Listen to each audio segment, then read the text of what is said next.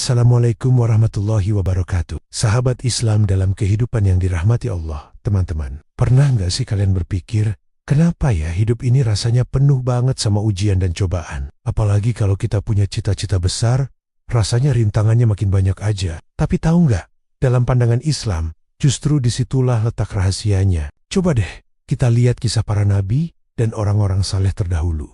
Perjalanan mereka nggak ada yang mulus kan? Nabi Yusuf harus melewati sumur dan penjara sebelum jadi pejabat penting. Nabi Muhammad harus menghadapi cemoohan dan pengusiran sebelum Islam berjaya. Dalam pandangan Islam, pernyataan bahwa untuk menjadi orang besar pasti melalui ujian dan cobaan adalah benar dan sesuai dengan ajaran agama. Berikut adalah penjelasannya. Ujian dan cobaan sebagai sunnatullah. Al-Quran menyatakan bahwa setiap manusia akan diuji dalam kehidupannya. Ujian dan cobaan adalah sunnatullah, ketetapan Allah Subhanahu wa Ta'ala yang berlaku bagi semua orang, baik yang beriman maupun yang tidak. Surah Al-Baqarah 2, 155-157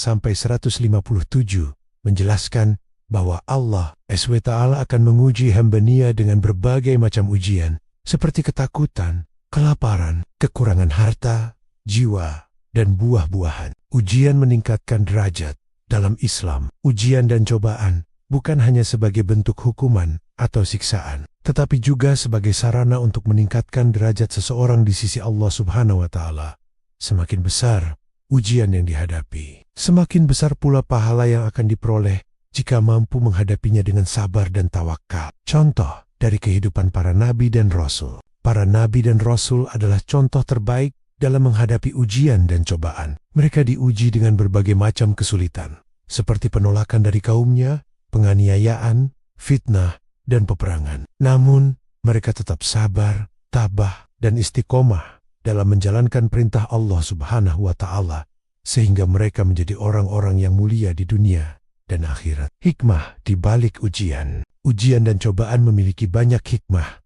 Di antaranya, menguji keimanan seseorang, menghapus dosa-dosa, meningkatkan kesabaran dan ketabahan, mendekatkan diri kepada Allah Subhanahu wa Ta'ala, menyadarkan akan kelemahan diri sendiri, meningkatkan rasa syukur atas nikmat Allah Subhanahu wa Ta'ala.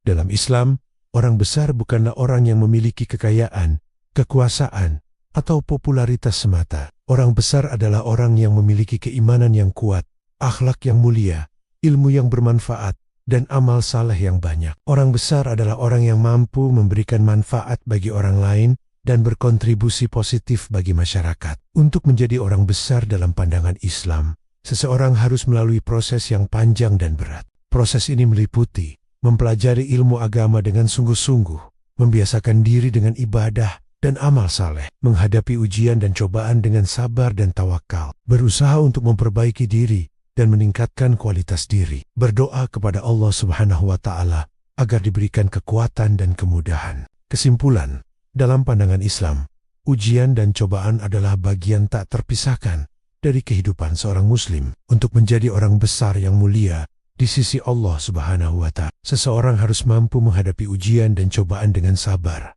tawakal, dan istiqomah. Dengan melalui ujian dan cobaan, seseorang akan semakin matang, bijaksana, dan dekat dengan Allah Subhanahu wa Ta'ala. Terima kasih sudah menyimak. Jangan lupa subscribe dan bagikan video ini agar lebih banyak yang mendapatkan manfaat. Wassalamualaikum warahmatullahi wabarakatuh.